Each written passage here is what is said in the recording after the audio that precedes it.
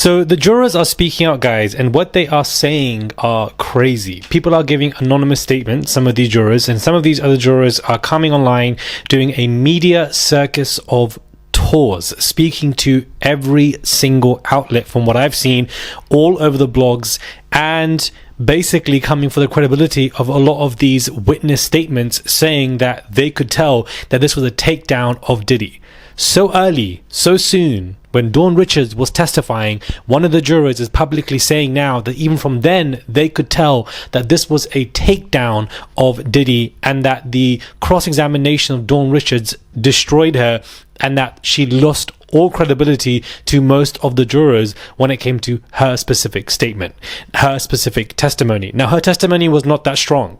Absolutely, she went to corroborate a lot of what Cassie was saying, but during the cross-examination, it didn't go well for her. I definitely remember that. But that clearly had a huge impact for these jurors, and this is what they've had to say. I want you guys to listen closely to what this man is saying. There was one that I think, unanimously, we kind of all said, like... Unanimously. It was almost like watching, like, TV. Wow. It was like, like when, I think her name was Dawn Richard, that one. Mm-hmm. When she on cross-examination, I mean, I never saw such a cross-examination. It was very impressive to watch. They destroyed her. What was it about it? I think just how the defense, got into her and really made her, look very not credible. I mean, I even wrote in my notebook that it was like a takedown. Really? That is insane that this is what the jurors were thinking that so early on in this, that this was a takedown of Diddy, and that they looked at Diddy and he looked like he was basically fighting for his life. So this also makes us understand that did the prosecution bring way too many witnesses, and what that did is that it overflooded the minds of the jurors, and that the strategy of the defense not bringing anybody to defend Diddy actually massively helped him, because all he was doing was providing reasonable doubt, and that's what the prosecution did for him by providing all of these witnesses. Another juror obviously is saying that you could tell that he was fighting for himself. He said it was exhausting. It's good to be finished with it and move on. George said he feels good about fulfilling his civic duty in such a high profile case, and offered praise for everybody involved. He goes on to state, overall, to prove it was a criminal enterprise was a very high bar. When asked what he would say to those who believe the jury got it wrong, he responded, the charges on sex trafficking were difficult and the standard of proof was really high. The prosecution presented receipts and flight records. That was easy to convict him of transportation and prostitution charges. Only the 12 jurors and 6 alternates were showing the videos in which George said supported the prosecution's case. Some were just rubbing oil and others were a lot more graphic. When asked if he believed the women involved were willing participants, George pointed to certain messages. There were text messages that said there was love, the highs were high and the lows were low. One of those most impactful moments was the video of Cassie. It was a very shocking video to see, overall a beating. The testimonies of Jane and Cassie were also very emotional. As for the least effective, George said the defense created doubts around some. Yep, I knew it. Barna Bongalin was one, Capricorn Clark was another, and of course Dawn Richard was another. Despite Diddy's presence in the courtroom and his occasional rebukes from the jury for his from the judge for his body language towards the jury, George said that he never felt intimidated. You could tell that the man was fighting for himself, so a lot of the jurors actually did not feel intimidated. We spent over 2 days deliberating. Another juror has come out to say, he opted to remain nameless, in a statement to ABC. Our choice was based solely on the evidence presented and how the law is stated. The juror added that the notion that Diddy's celebrity status influenced their decision making was actually highly insulting and extremely belittling to the jury and the deliberation process. The jury consisted of 12 people, which included 8 men and 4 women. We would have treated any defendant in the same manner regardless of who they are. I have nothing else to say. So this particular alternate George, who witnessed all of this, said that the videos were definitely graphic and that they supported the prosecution, but that so many of the testimonies from the prosecution, especially Dawn, clouded everything. It confused people and it made the jurors understand that this was actually a takedown of Diddy. For them to see this as a takedown of Diddy, despite the fact that they're watching videos of Diddy beating up women and multiple women coming forward to testify that they were scared of Diddy, is absolutely insane. And it is a reflection of the fact that the jury, being majority men, is where there was a big issue here. How on earth they could see this as a takedown of Diddy just because of a cross-examination done well of one of these witnesses, I don't understand. All of these people are coming together to state that this man was harming somebody, harming them. They had seen things. Even the testimony of this hairstylist of Cassie said that, once again, he saw Diddy harming Cassie, even harmed himself. Kerry said that she had to run and hide from this man. So many of these women came forward to state that, listen, this man was harming me. And yet what these jurors stated, majority men, that this was a takedown of Diddy and that they weren't intimidated by him. They didn't care about his body language. I genuinely feel like misogyny is the biggest card here for why Diddy was acquitted from these charges and why he's now basically going to be a free man in the next 5 to 10 years. Not even 10 years, the next couple of years, because there was so much harm that he had done to so many of these women, but these majority men in the jurors did not care. If you look at the body language, speaking of body language, of even this juror who's coming to speak and talk about everything, he just seems quite sinister to me. His face, the way he's smiling, it just looks quite weird. It's very similar to the smile of the other male juror that I saw in the car smiling as they were leaving. Again, that person I saw in the car smiling was a man. Now, see, this particular other man who's coming to speak up has a very similar energy. And I feel like this is basically at core. The majority of the men felt like that these women and these people were coming to take down Diddy, and that, whilst there were ebbs and flows, highs and lows, and text messages of Cassie enjoying the freak-offs, that basically all suddenly meant that she couldn't have been sex trafficked. Sure, at times she must have liked the freak-offs. Sure, at times it was consensual. Sure, at times she was calling some of the men to say, hey, you want to come to this through Diddy's orders.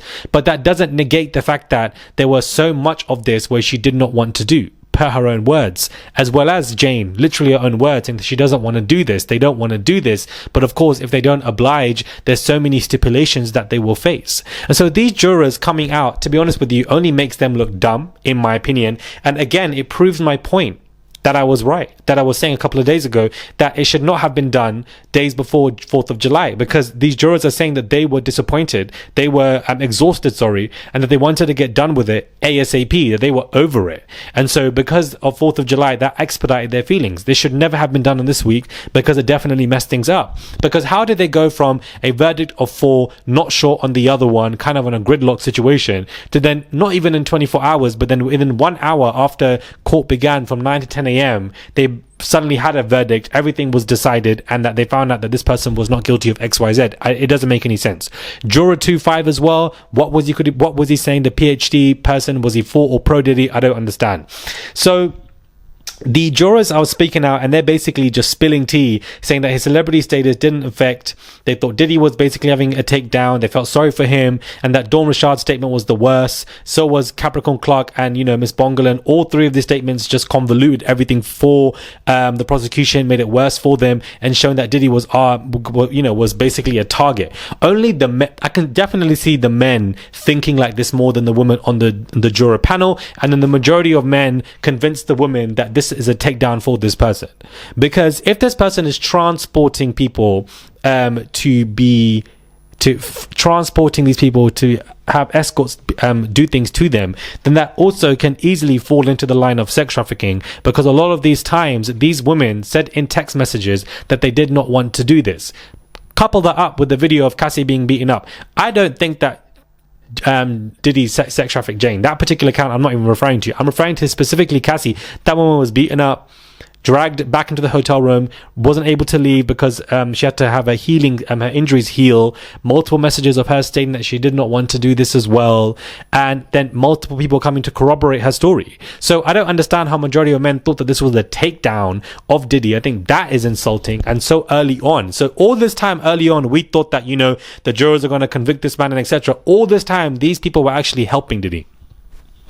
They team him, and I think that misogyny and gender warfare is at play here. And for the fact that the majority of men felt like this, it's also not interesting to me that once that verdict was given out, that misogyny transpired from within inside the courtroom, from the jurors to outside the courtroom, where the majority of the men got very aggressive with people around them and upset with what was going on. So it was just honestly insane. Honestly insane, guys. I think that's exactly what is happening here. The language, the vibe, it's being transpired, the misogyny from inside to outside. Very interesting, that language, and how, you know, all of this was going on. For them to even feel like the video supported what the prosecution was stating. So what made you feel like this was some kind of takedown for Diddy? Obviously, you felt like this because, you know, majority of men. And that's why they didn't feel intimidated by him. Why would men feel intimidated by Diddy and his body language? Like, oh, Lord have mercy. Yeah, I don't know. I just feel like this juror is weird. And then the other anonymous juror coming to say that, you know, things are insulting for me. I'm not going to say anything else. We want to know. We want to know. I saw the jurors' faces in that car, guys. What kind of juror watches all of these tapes, say that they support the prosecution, watch the tapes that are quite graphic, watch the tapes of Cassie getting beaten up, and you're leaving the car, and in the car you're smiling? I don't understand, guys. Something in the buttermilk is not clean with this whole juror madness. I'm glad that they've come out to do these interviews. Please, jurors, come to do more interviews and reveal your nonsense, because that's basically what has happened here. And it's just sad that, you know, justice really can't be served, to be honest with you, because the jurors, it reminds me of the OJ madness. I'm saying remind me like I was even alive back then, but I just felt like it's just echoing the same sentiment. And I think that misogyny is the foundation here for where all of this broke down. The jurors that were picked and what they are saying, absolutely shocking statements that so early on they felt like Diddy was having a takedown, implying that this man was the victim. Ridiculous, guys. Ridiculous. The jury deliberation, ridiculous. Wow. I was going to go into other topics, guys, but I might even leave that for another video, because I'm genuinely just speechless from what these jurors are saying. This is some kind of inward situation, because I just felt like there's some manipulation going on. 110%. The only reason that his bail got denied was because of the judge. If it was up to the jurors, they would have allowed this man to walk free. They probably would have joined him at the damn, you know, new freak-off party that he probably wanted to have. Because from what I've heard, Diddy's family are planning a party tomorrow. From what I've heard from people who are at the courthouse, they were saying who spoke to Lucci, one of Diddy's friends, that they're all planning to have some kind of party with or without him, with all of the sons, clearly to celebrate for the fact that, you know, this has happened. So, yeah. Disappointment, guys. Disappointment. Who would have thunk it? Guys? The only reason that this man is currently in prison is because of Judge Arun. That man has been on job, where I feel like the jurors clearly have not. So we're going to have to wait to see when this hearing is going to happen. I'm definitely going to be there for the hearing. I'm going to be in the courtroom. I don't think that sentencing hearings have much media. Don't know why, but I definitely will be there to find out when and how much this man is going to get. I'm going to be live from the trial again, because we need to find out everything in the moment of time when that takes place. Do subscribe to the channel. It's just one click, guys. That's all you guys have to do. Subscribe. Click that button and subscribe. Send a tip if you guys wish to. There's a tips sign there. You can send whatever you want, and I'll catch you guys soon for another video.